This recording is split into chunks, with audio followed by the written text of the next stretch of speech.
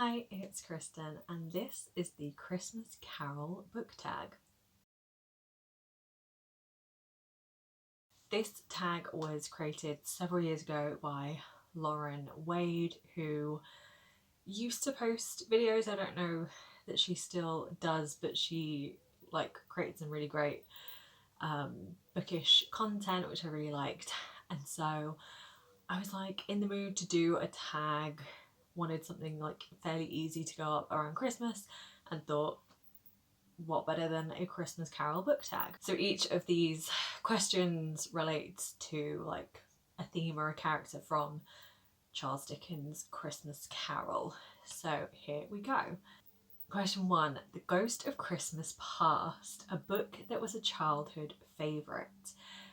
For me, I'm gonna say the Judy Moody series.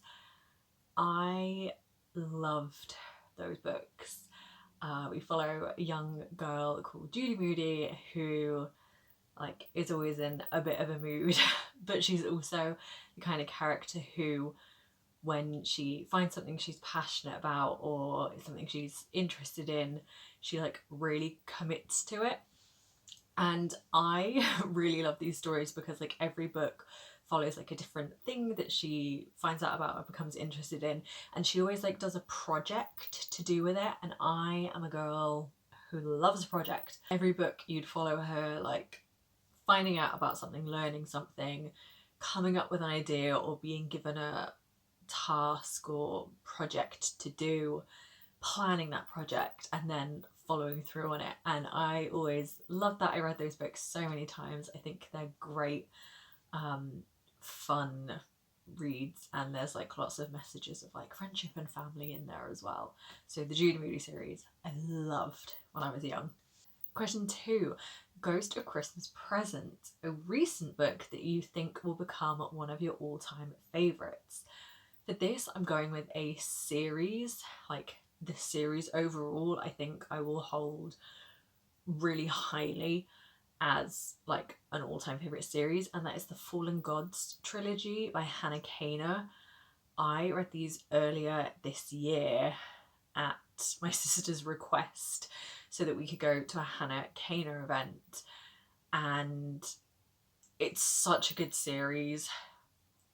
Fantasy, magic elements, gods, politics, lots of queer and disabled representation, which I also loved, but just really interesting fantasy plot. And I hadn't read an intense fantasy in a while, and I really enjoyed this one. It felt high stakes. There were loads of interesting relationship and political dynamics in there, and I just thought it was so good. And I loved the idea of the gods and powers and how the god system worked in these books. Just Fallen Gods trilogy, Fallen Gods, Sunbringer, and Faithbreaker. Question 3. Ghost of Christmas Yet to Come, a book coming out next year that you're most excited about.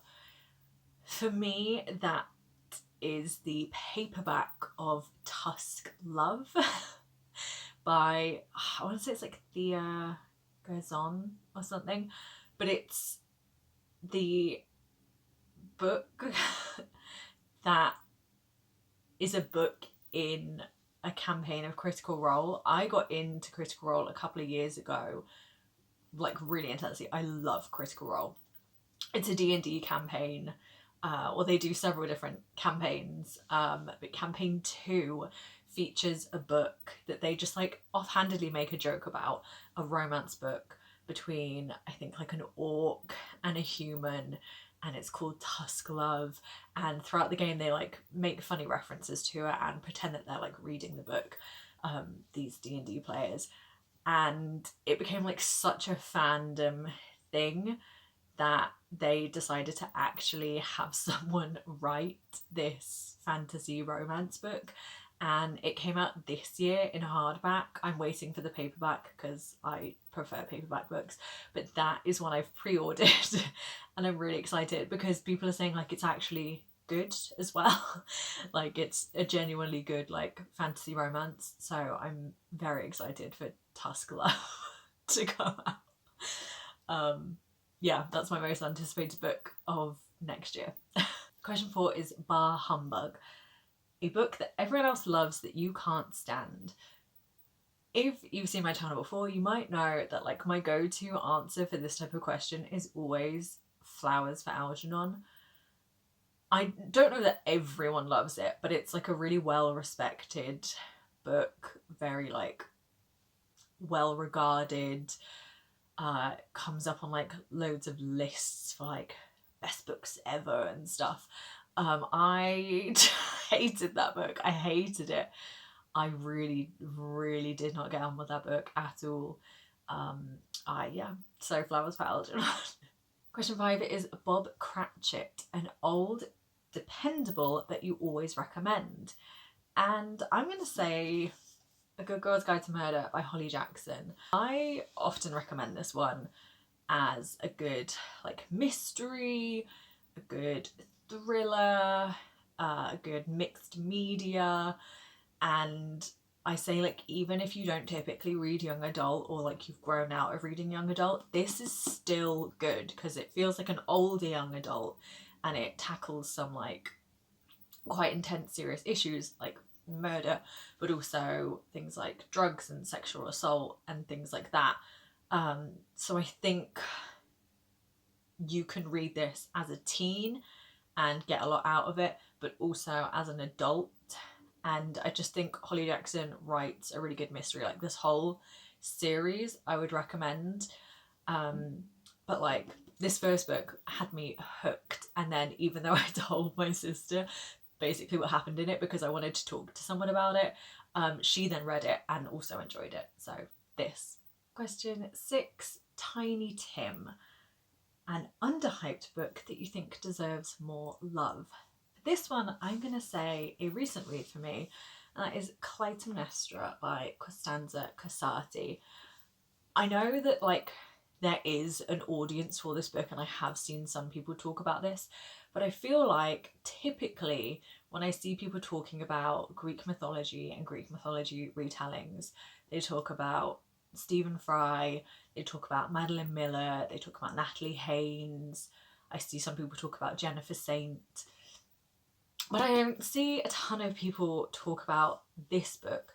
And this has been one of my favourite Greek mythology retellings that I've read this year. I've read actually quite a few, and this is my fave.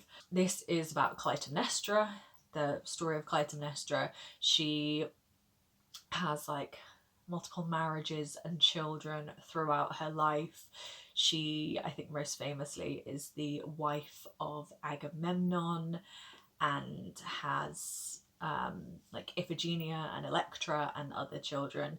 And this just, yeah, follows her life from when she is like young to when she is a fully grown woman and like shit goes down. She's such an interesting, strong character, like whether you like her or not. I find her so, yeah, interesting to read about. A lot of rage and revenge and stuff in here. So if you like Greek mythology, like this is great. Question 7. Today, Why It's Christmas Day. A book that always gets you in the mood for Christmas. I have 2 here, one more serious and one kind of silly. So first up, I have Little Women by Louisa May Alcott. This is one of my favourite classics. I read it over Christmas time. It has the perfect Christmas feel to it.